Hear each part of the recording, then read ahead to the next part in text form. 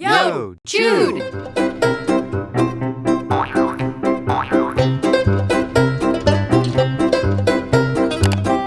So Sam, how's your digital camera working? Well, you know, Jude, when I first got my digital camera, it was great. As smooth as Billy D. Williams. Everything was moving nicely, working really well, and then little by little it started to kind of break down and get really clunky, and it wouldn't import photos very well, or not at all. And it just got really kludgy. I don't really know what happened though, because I didn't do anything to it. I just kept taking pictures of my kid. Yeah, so 600-700 pictures of the kid later. It's just getting a little slow and... Started not liking my kid. I hate it when that happens. Have you been using the same memory card the whole time? Well, sure. I mean, yeah. I'm not Rockefeller. I don't have like tons of memory cards. Yeah. So you paid for it, you're going to keep using that one. Right. Now what's probably happening here, if I had to guess, is that memory card inside your camera is in need of a reformatting. Now wait a minute. I know about the reformatting because you reformat your hard drive sometimes on your computer. Yeah, so you can reformat your iPod, you can reformat, you can reformat a lot of things, including camera cards. So you're going to 86 all the photos that are on that card. Every photo that's on there. Unless you've moved it. Yeah, so hopefully you've already got all the photos onto your computer. You've hooked it up, you've imported them, everything's safe on the computer, you don't have to worry.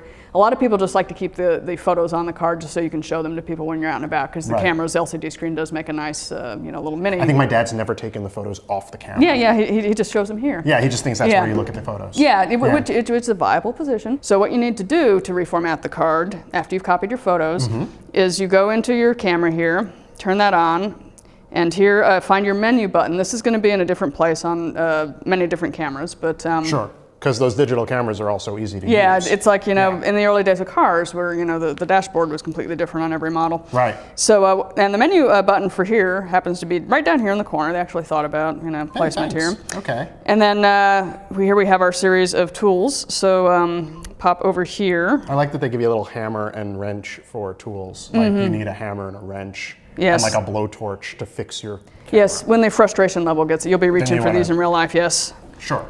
So what we do is we select format. Right. It says format memory card, and you can say low level format, just pop that over to OK. Is there a high level format? Not on the camera itself. Okay.